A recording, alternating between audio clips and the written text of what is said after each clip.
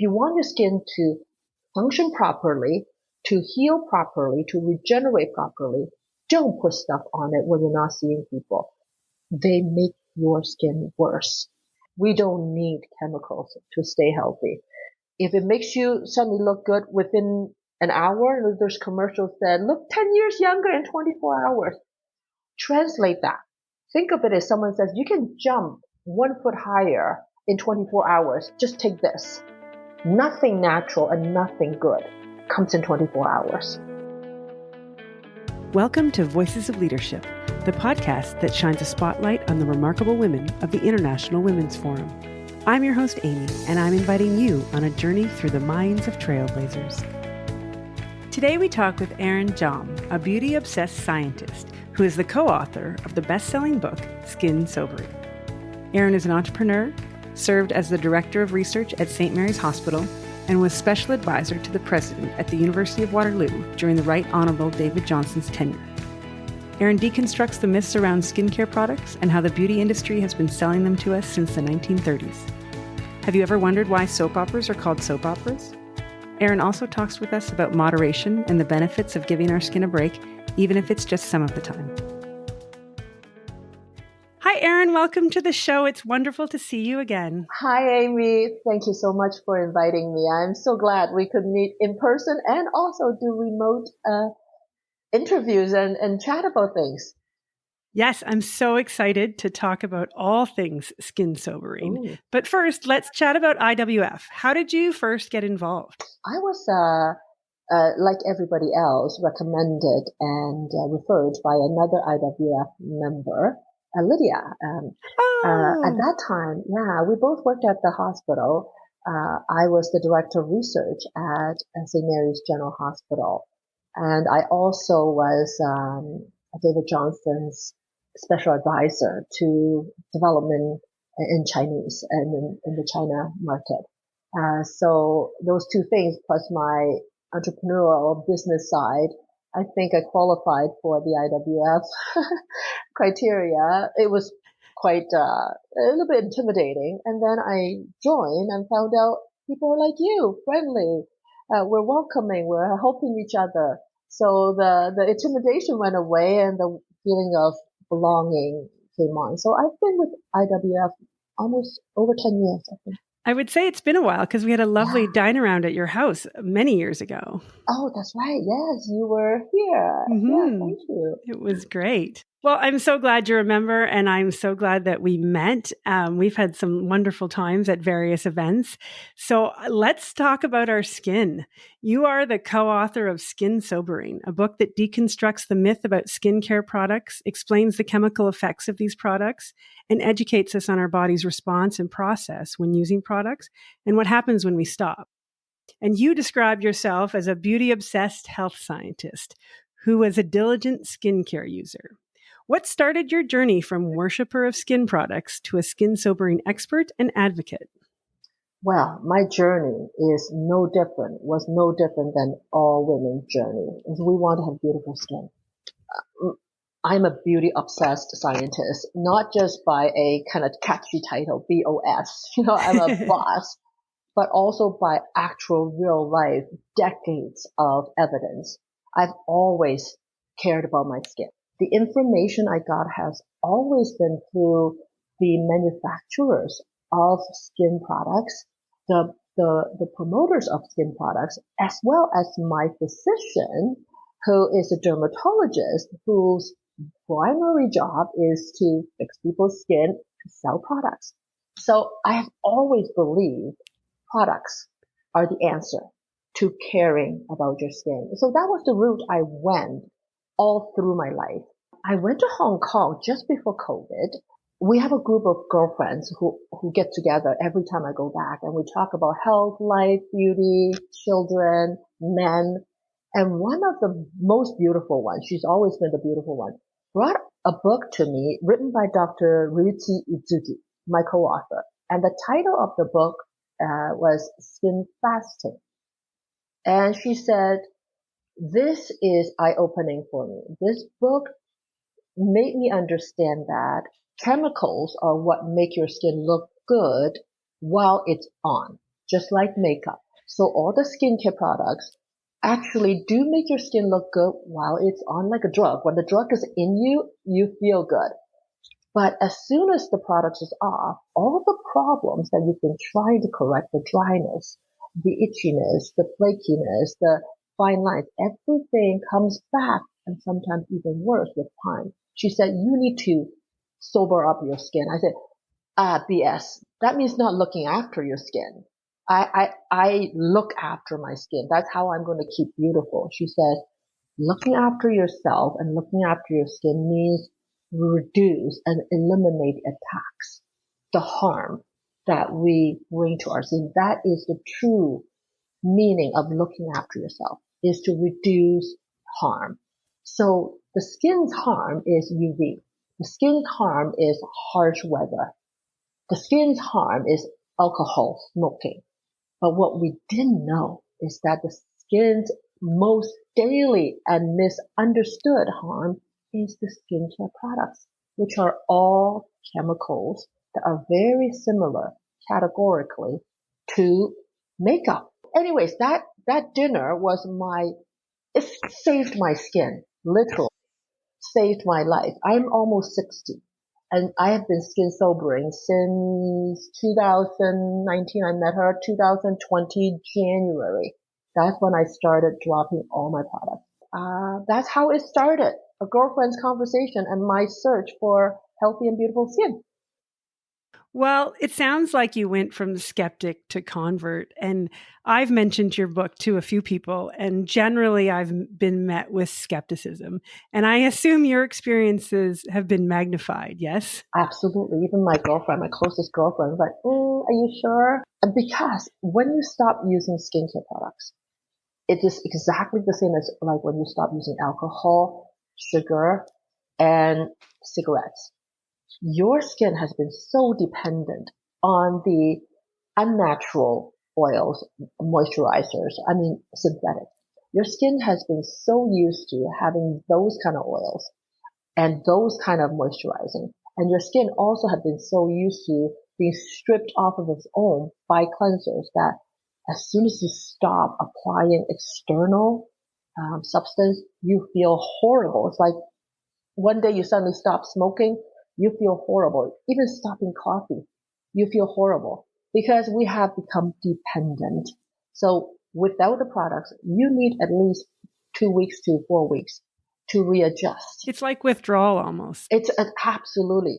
So that is the one thing why you will run into skepticism is people feel bad when they don't use it.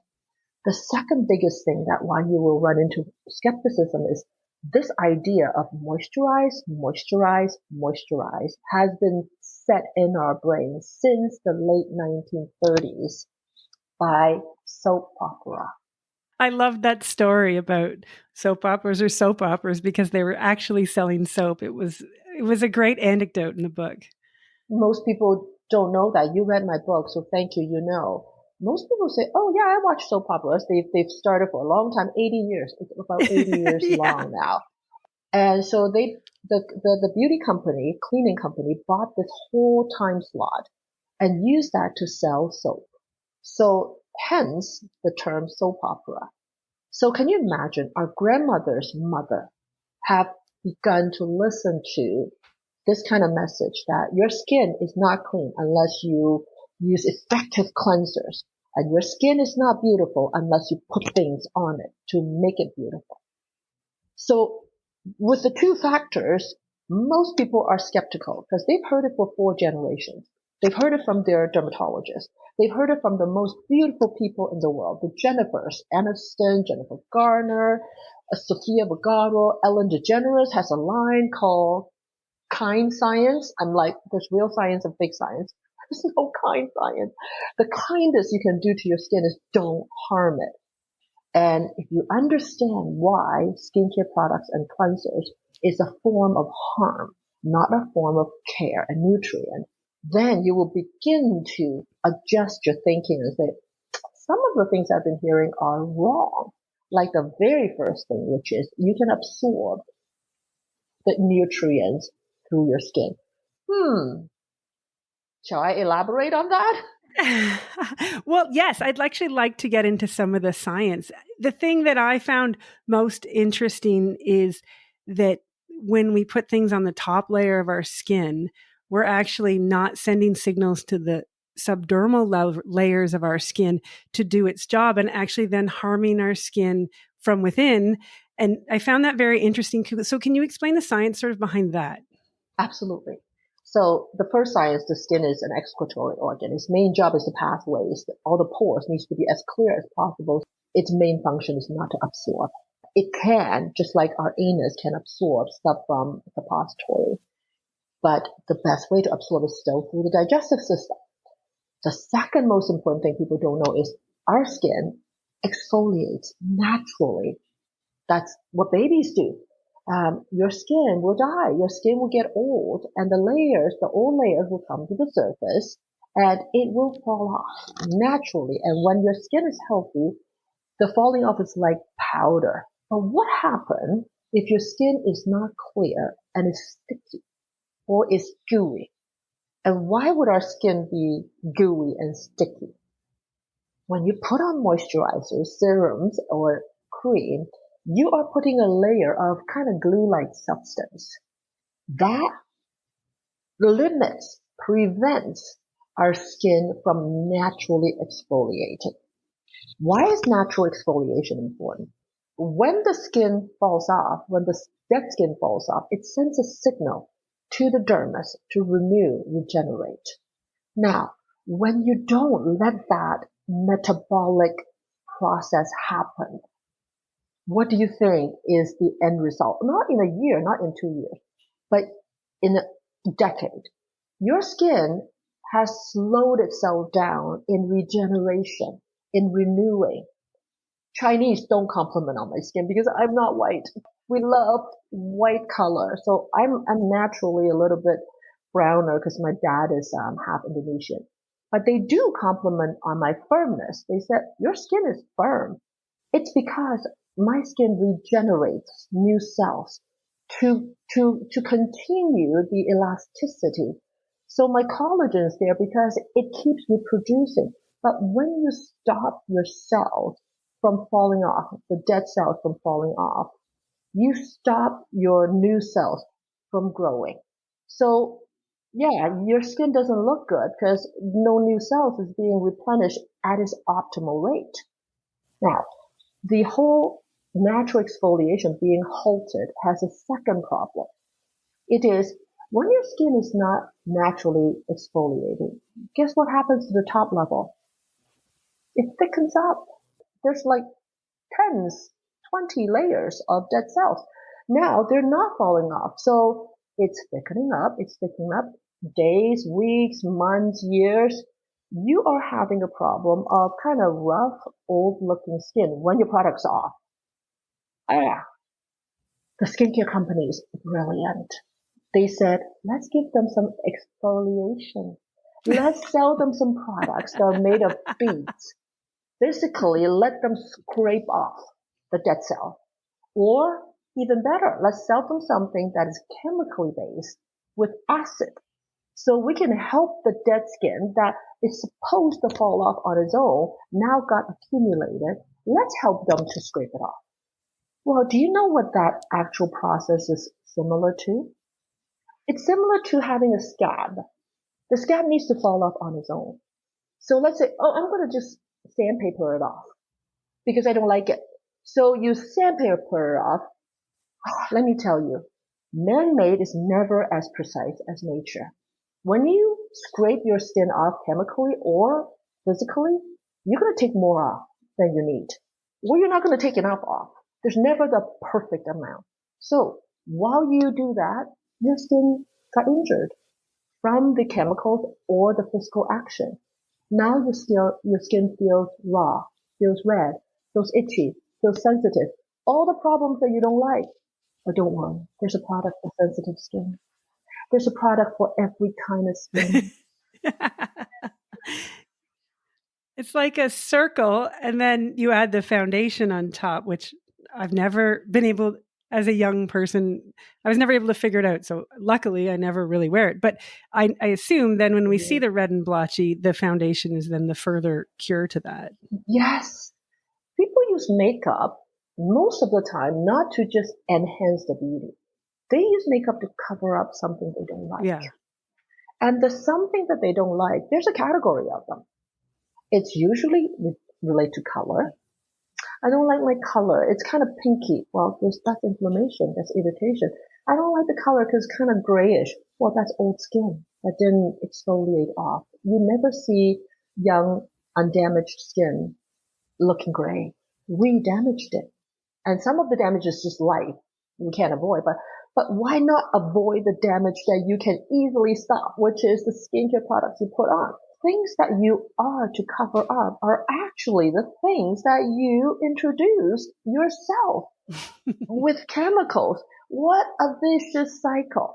And makeup that has more coverage means it has thicker and more of whatever the chemicals that our skin doesn't need. And then you have to scrape it all off at night anyway, which then you're redoing the problem, right? And what do you use to scrape it all off? You're using a cleanser. You're using something that is surfactant based. That's another thing. Surfactant is an emulsifier. It exists in any product that has oil and water because you need to emulsify, like getting a salad dressing nice and smooth. You need that emulsification, and surfactant is the synthetic emulsifier that is in all detergents, all skincare products, all cleansers. So what do you think your skin is going through when you wash your skin with synthetic cleansers? Stripping. Complete strip off of all its oil, all its natural moisturizer. And when you do, your next thing is, I need a moisturizer because my skin is so dry. And most people I talk to, I say, why do you use skincare products? Because my skin is dry. Do you understand why your skin is dry? It's the weather. No, weather has minor responsibility when weather changes. But what makes you really dry is you yourself to strip the moisture off. Now you feel dry. The cycle of stripping the moisture and putting it back on resonated with me when I read the book. I'm wondering then, when we talk about skepticism, when we explain even that simple process of the stripping and then damaging the subdermal layers, have you had any success converting people? And do you have any stories? I do actually. I have about 50 excellent reviews on Amazon, like 5-star reviews. Some of them are from, I am so glad now I can use your book and say, see, daughter, see, mom, I've been right.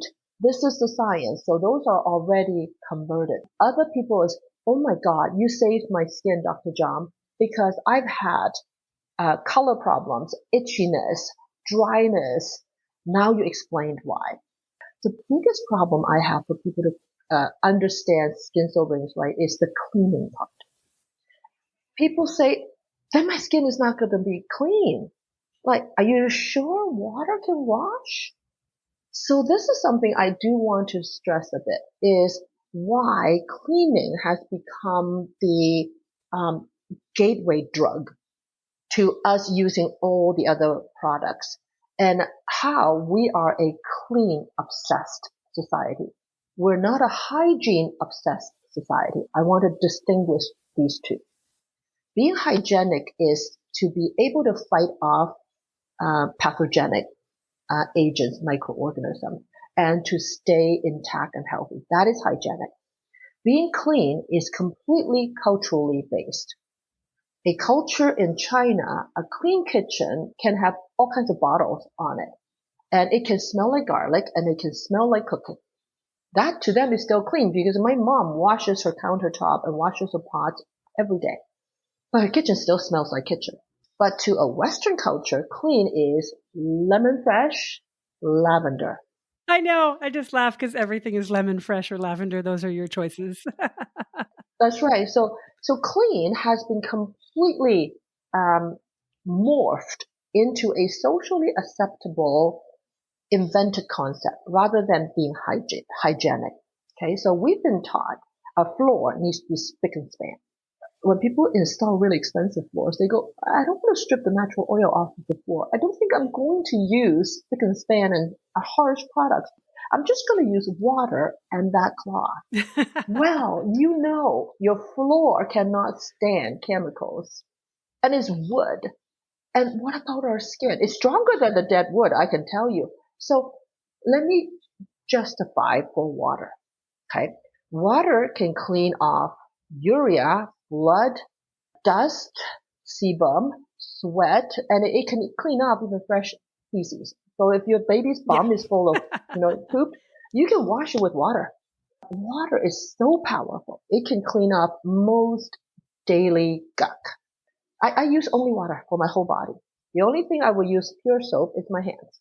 Why? Because my hands touch toilet seats. My hands touch railings. My hand touches everybody else's hands that touched I don't know what. But because we've been so afraid of germs that the companies, the mighty marketers have latched onto that. So cleaning our skin has become I must use products in order to be clean. When you do that, the products actually destroy the protective layers of your skin. I'd like to ask you brought up something very interesting when you were talking about turning skeptics into converts about, I talked to my mother and I talked to my daughter. I can relate to that. I've given up on the generation above me. My mom looks at me like I've got 3 heads when I talk about skin sobering. But I'd like to talk a little bit more about the younger generation and this rise of the Sephora generation. And it almost seems stronger than the ingrained habits of the generation above me. How can we teach our young people that this is not necessary, and water and leaving your skin as is really the best way to go ahead? Mm-hmm. I'm going to tell you, I'm going to admit to you, I am fighting a losing war. Why? Can you see sugar in every product right now? And we already know sugar is bad. We way before sugar know that cigarette is bad. The war is extremely difficult. It's a royal battle. So the current book itself is focusing on a women audience, but I am writing 2 more books, and I think these 2 books could help. One book, I am gearing it towards young mothers who have toddlers, who have babies, because women think about skin problems as wrinkles and fine lines and, firmness. Babies and young children's problems are eczema, dermatitis, sensitivity, inflammation. The number of children with eczema has jumped from 5% in the 40s to over 25%. It's a 5 times increase in eczema because young mothers were told Johnson & Johnson is what you need to use every day, and your baby needs to smell like Johnson & Johnson. It's so ingrained. Another book I want to write is acne.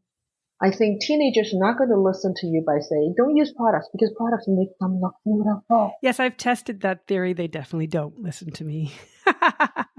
Products are like sugar. Yes. They give you an instant desired effect. That is why it's so difficult. So it's impossible to tell them, don't use the products to make you look beautiful. But if I have a book that says, I can help you to end your acne way shorter, then it will last. Because acne is going to happen.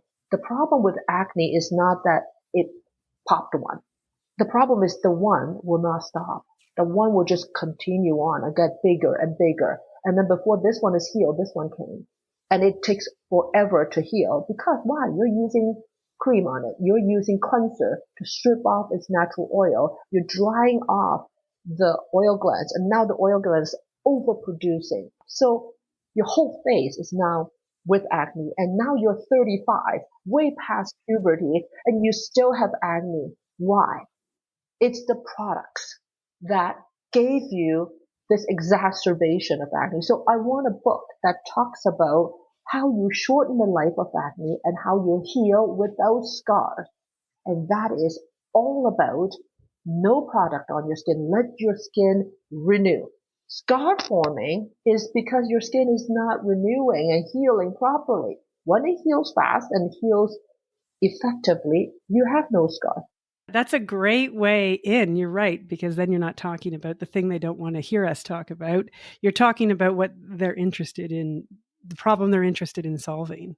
So, Erin, can you tell us a little bit about why Vaseline is one of the best things for your skin?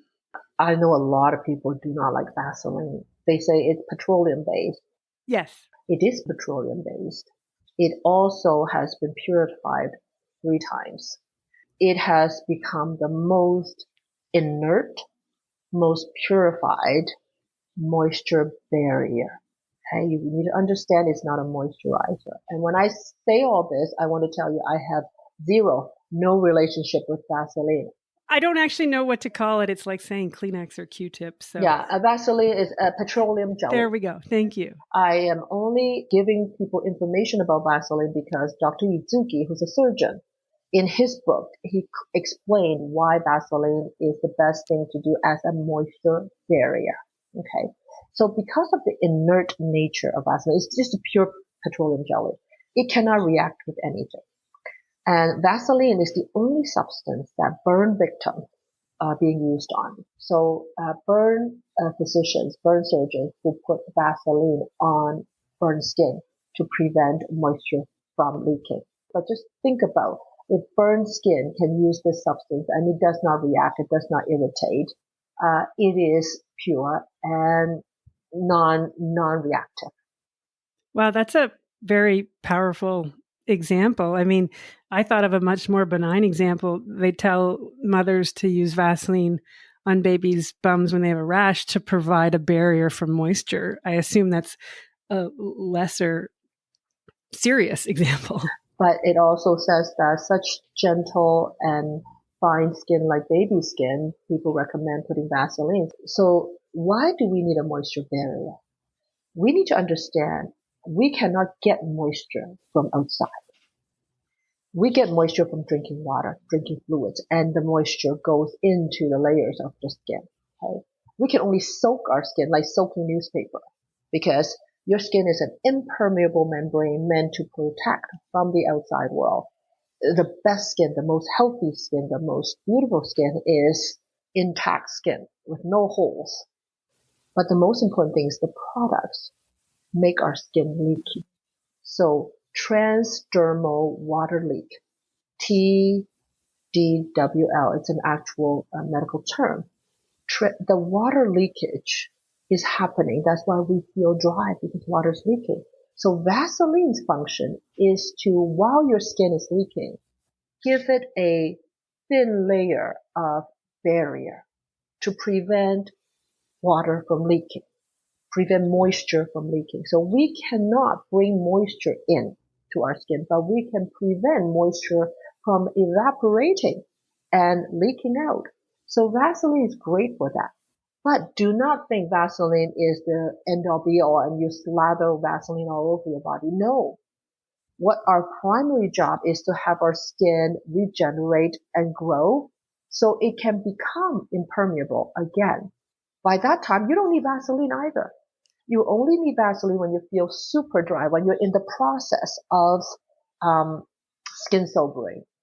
Then you can use a very thin layer. Warm it in your hand, very thin layer of Vaseline. Basically form a thin film.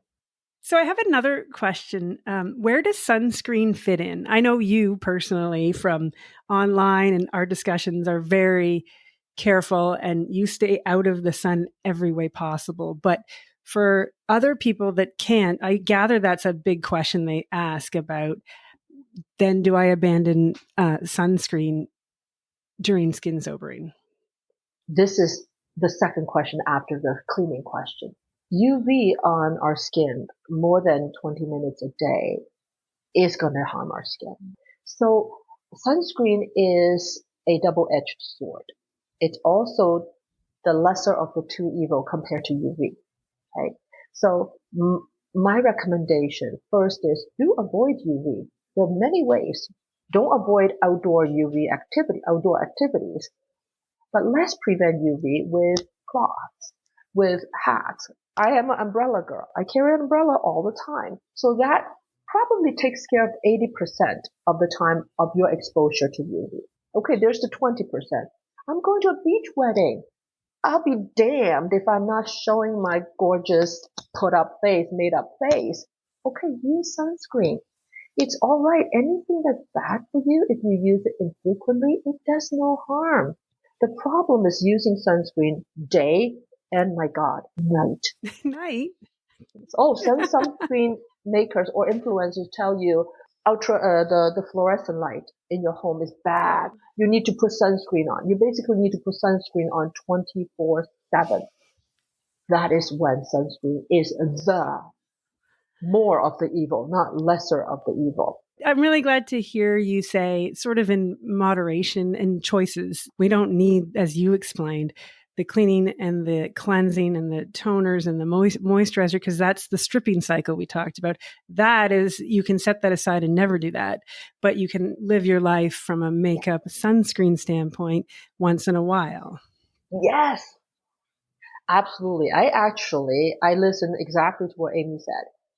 So if I want to look the best, by all means, use skincare products and makeup. If you want your skin to function properly, to heal properly, to regenerate properly, don't put stuff on it when you're not seeing people. They make your skin worse. Once you sober up, now I can put anything on. Actually, funny, Amy, I put makeup on yesterday because I had a house guest. Right away, I got a zit here and a zit here. It's like, whoa. But then I don't worry because my skin is so healthy. It'll heal. The healing process is so short for me. It's 1 to 2 days. So our skin, just like our stomach, just like our digestive system, we don't need chemicals to stay healthy. If it makes you suddenly look good within an hour, there's commercials that look 10 years younger in 24 hours. Translate that. Think of it as someone says, you can jump 1 foot higher in 24 hours. Just take this. Or you can run 5 times faster in 2 weeks. Just take this. You're going to question about this. Nothing natural and nothing good comes in 24 hours. True beauty, true health takes time. So on that, so let's assume that we have converted everyone who is listening to this podcast. What are the first steps if someone wanted to start skin sobering? Today I want to start, but I'm full of makeup. Okay. Wash your face with pure soap. So use soap to wash your face. You're going to feel super dry that day. Fight through it. If you can't fight through it, put a bit of Vaseline. Okay. The next day, wash just with water. Lukewarm water. And don't wash your face where your skin can move like that. You're too tough. Skin is like, I say, skin's like tofu. Skin's like boiled egg. Like if you can move it, you're moving it too hard. You should be able to wash it gently. Like if I'm washing my face, my skin is not moving with it. So wash it and then just let it be. Let it sweat. Let it just do its natural daily thing. At night, your skin is got nothing other than dust. Wash it with water. Go to bed. Continue with that for 30 days. And will we see some results after about 30 days? You will first see that your color is getting glowy. You're not having that dead skin layer on your skin. Second, you won't feel dry after about 30 days. And then you're going to see your skin actually going back to what it looked like when you were younger, because you are now letting your skin function naturally on its own. Now, in those 30 days, plus the whole year after, you're going to run into a lot of questions, a lot of problems. Even I did. There'll be excessive amount of flaking. There'll be a red spot here. And there'll be itchiness somewhere. In my book, I talk about how you handle it. It's all to do with your cleansing. So if you feel drier, you need to reduce the temperature. If you feel oilier, you increase the temperature and the washing time. You need to understand your skin. You need to feel your skin. This is all about understanding our body. Like fasting, when people first learn how to fast, you need to understand what a hunger cycle is, that how you can drink a lot of water and the hunger cycle kind of goes away. So I will have a webinar that I will run regularly. And if people want to have their questions or have their hurdles answered, please sign up to, I have a skinsobering.com is my webpage. And I will be chatting with you like this. We'll put all of those links in the show notes. Absolutely, we'll do that. Thank you so much for taking the time to tell us about skin sobering and give us some of the science behind it. That's a lot. That's important to me because you're right. There's a lot of things out there. So I personally like science-based information, and I really do hope that you are able to break through the noise that's out there and have people understand what you're trying to do and how you're trying to save our skin and also make our lives simpler, I think. Thank you for being a warrior with me to disseminate this information.